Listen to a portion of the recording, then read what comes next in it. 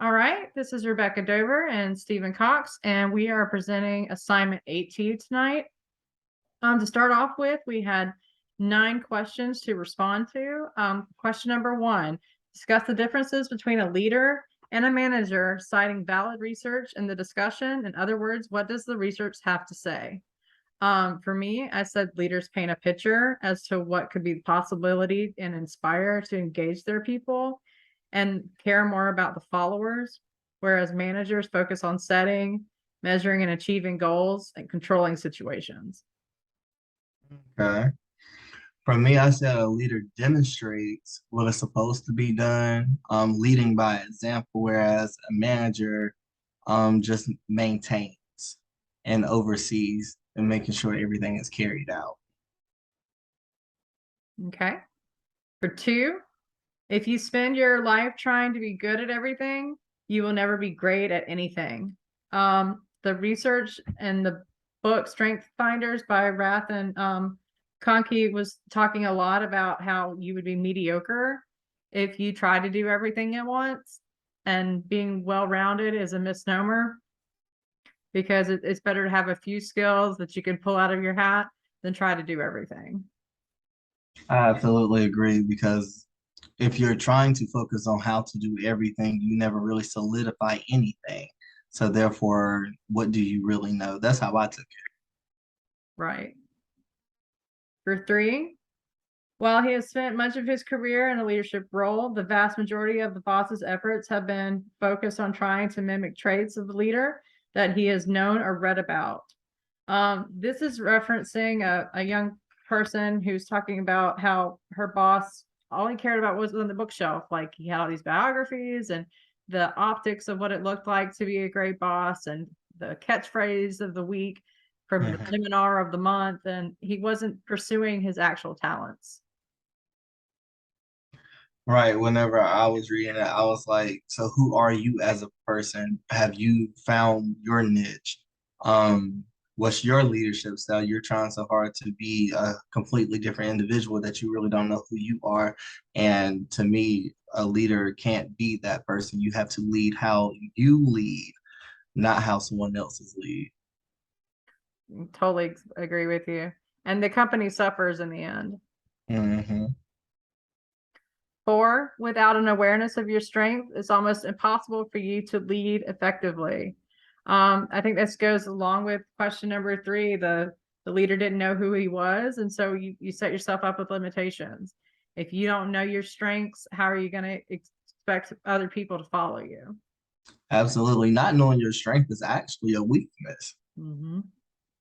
That's how I looked at that. If you don't know what you're good at, how can you even implement something cohesively and solidify that? It indeed is a weakness.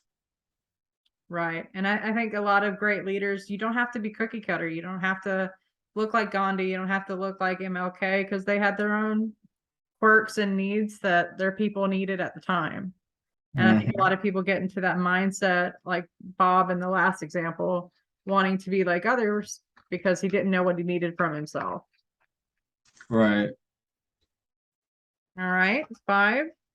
All too often, leaders are blind to obvious when it comes to something that is critical and important to them, their own personality.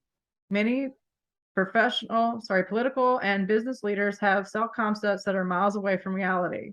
They simply don't know their own strengths and weaknesses.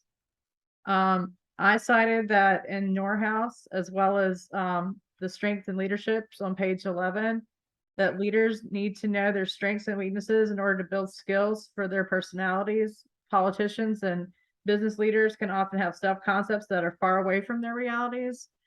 Me personally, I've had bosses that they say one thing and they mean another because their personalities don't click with their personnel. And to add to that, they get so wrapped up in trying to save face or trying to give off this persona of, oh, I am this way, I'm going to be this way, or I stand for this or this and that, not realizing that they're really causing a greater divide and a greater deficit, especially between the relationship between themselves and staff, but more importantly, between who they are as a person themselves and the character that they're trying to project. Exactly. And that's a good one with this follow-up on number 6. A leader needs to know their own strength, as a carpenter knows his own tools, as a physician knows the instruments that he or she disposal. What great leaders have in common is that they are truly known for his or her strengths and can call on the right strength at the right time. This explains why it's so definite list of characteristics and describes all leaders. Serious problems can occur when people try to lead without knowing their natural strengths. I said I think that all leaders in the book, like Churchill and Gandhi, they did not profess to be great at everything, but they knew how to rally the masses when needed. They were not blind to the obstacles and what they needed for their people. I've never met an effective leader who wasn't aware of his talents and working to sharpen them, said Wesley Clark, a former NATO Supreme Allied Commander. And I think that goes with the statement perfectly. Like, a surgeon, if you pick the wrong tool, you're gonna hurt somebody. If a leader picks the wrong instrument, they could have a legal action, as we've seen in our case studies. Absolutely, absolutely. I completely agree with that. You have to be cognizant and especially in the position of a leader deciding what to do, when to do it, how to do it, because everything becomes a liability and you never want yourself to be the reason that a liability is caused. Exactly. 7, while solving difficult problems is an essential part of an effective leadership, identifying opportunities for future play is much more important roles in creating hope and optimism. I thought this was kind of interesting. He goes on to quote this person named Wendy Cope in the book, and how, at the end of the day, she thinks the bigger ideas are more important than essentially hoping or having optimism for a situation or a dream. Because if you're always hoping for it, or you're always dreaming about a goal, you're not trying to do the steps to meet it. So at the end of the day, having the big picture, knowing what you want, knowing the steps to obtain those goals, I think are more important than just dreaming about them. I think as a leader, having the future at your forefront at all times is also very, very important because you're operating in the here and now, but being cognizant of, oh, even though I'm here right now, I still need to get over here is what's going to drive that leader to be the leader that they are. And that'll help too get the people on board. Absolutely. All right. 8, leaders stay true to who they are and they make sure that they have the right people around them. The saying always goes that, the apple doesn't fall far from the tree, dogs lying with pigs are going to end up with a smell. The one bad apple spoils the bunch. I think that the sayings come from something. They're not just, Southern antiquated speech. That the leader has to know who they are and they have to affiliate themselves with people that are going to help them. They have to affiliate themselves with people who aren't yes people.